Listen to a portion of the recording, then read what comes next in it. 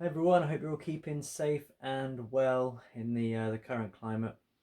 I wanted to do a quick video because I was inspired by something that Matt Jardine just wrote on Instagram, and I wanted to kind of add my own thoughts to it. So it's about the imposter syndrome.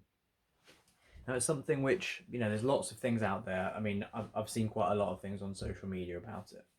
And obviously Matt's message, his great video that he put up, a couple of minutes long, is something that's worth checking out. So I recommend going onto his Instagram and checking that out. I just wanted to weigh in with my own thoughts on imposter syndrome, which is something which a lot of creatives suffer from. In fact, I would say that the majority of people, probably all people, suffer from some form of imposter syndrome.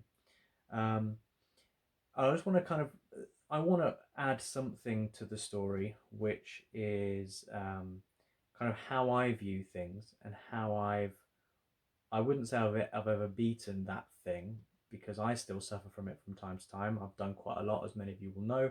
I still suffer from it. I know that people who are a hell of a lot more successful than me suffer from it as well. I know for a fact that Neil Gaiman, I've watched something with Neil Gaiman and he's talked about it.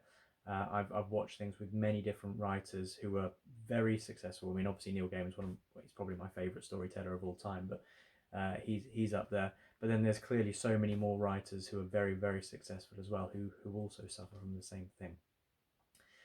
So what can we do about it? And this is the purpose of this video.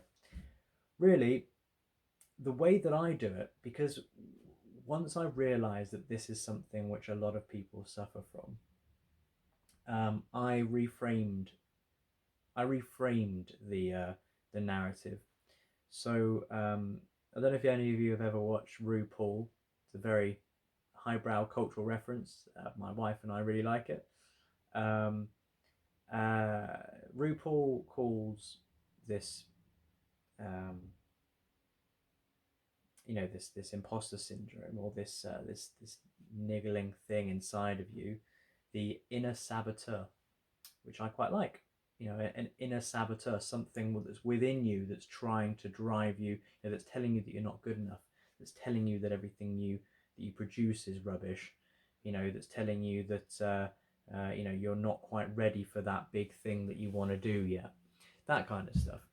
And personally, once I once I identified it as an inner saboteur instead of imposter syndrome, things have gotten a lot better for me. Um, if it's a syndrome, then it's something which you can't do anything about. It's something which everyone suffers from. It's something which is, it's you feel like an imposter. You feel like you're not good enough. You feel like all these different things, and it's just this weight of despair on your shoulders, which comes in waves. Depending on when you are in your career, but at the same point it will never really go. It's just something which will come back, and you'll think at one point maybe everything will be taken away from you. Maybe all the things that you've made, someone will suddenly say, oh no, that's not good enough. you know um, so when you think of it as a syndrome, it's very much something which you can't do anything about. But when you think of it as something that's within you, like an inner saboteur, like something that's staying there, that's just essentially there to say nasty things to you, to say, oh, you're not good enough for that. Like, oh, I wouldn't bother with that. They will never like you. They'll never, there's no point in entering into that competition. It's all way too highbrow. You're not highbrow enough for them. It's all, all that kind of stuff that creative people tell themselves. um, but if you view it as like something that's within you that's trying to sabotage you instead of it being a syndrome, then you can just tell it to shut the fuck up. And that's exactly what I do. So literally, like every now and then, I'm working on something at the moment, which is called The Damned Lands, and it's inspired by Dante. It's inspired by John Milton, a bit of Calvino in there, a little bit of Borges in there as well. Um, and there's this part of me that's kind of telling myself, um, oh, what are you doing? Like, why are you trying to do? What are you trying to do? A second Dante's Inferno? Like, you're not good enough for that. Why are you trying to do that? Like Milton, like that's another legend. Like, why are you trying to stand up and be like these people? Why are you trying to, do something along the same lines as of Calvino's Invisible Cities? Why are you trying to do something along the lines of Borges's fictions? What's the point? And there's this thing that's always going on in the back of my mind, and it never goes. I mean, whenever I want to try something new, when I've done my board games, for instance, I mean, I've now got the design rights through for Tatakai, so it's a registered design. The board is now completely mine. It was before, but you know what I mean. Like, you need to register this kind of stuff so people can't steal it. But all through that process, I was kind of really nervous. And I was thinking, is it really going to be good enough? Is it going to be this?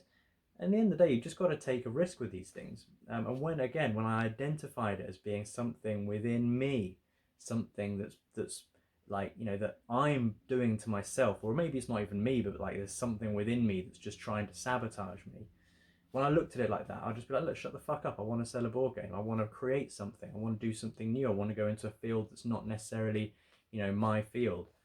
And I really recommend it. I recommend it for everybody that wants to do anything creative. Even if you're not, even if you don't think of yourself as a creative person and you just think, yeah, I'm not good enough for that. There's way better people out there than me. I'm a rubbish writer. I've tried my hand at this or this, or I'm a rubbish drawer, or a painter, or whatever it is that you want to do. You might think all these different things. Just tell that voice to shut the fuck up and just do it. Don't compare yourself to anybody else. Just compare yourself to how you used to be. The point is, just keep getting better, and eventually, you'll develop your own style, and then that's exactly what you need to do. Just kind of keep working at it, develop your own style. Great, awesome, and then you've made it. And just keep telling that voice. Just keep telling that voice to shut the fuck up the whole time. Push into new areas, do new things, and don't ever let yourself tell yourself that you're not good enough for things, because you are. It's one of those things that you need to tell yourself more. You are good enough. If only we weren't so mean to ourselves, and maybe if we didn't see things as a syndrome, and we just saw things as this little voice, then maybe things might get a little bit better, and more stuff would be produced. Let's hope for that in the future. But yeah, nice one. That's it for me. It's almost 8 minutes coming up. So have a good one, and I'll speak to you soon.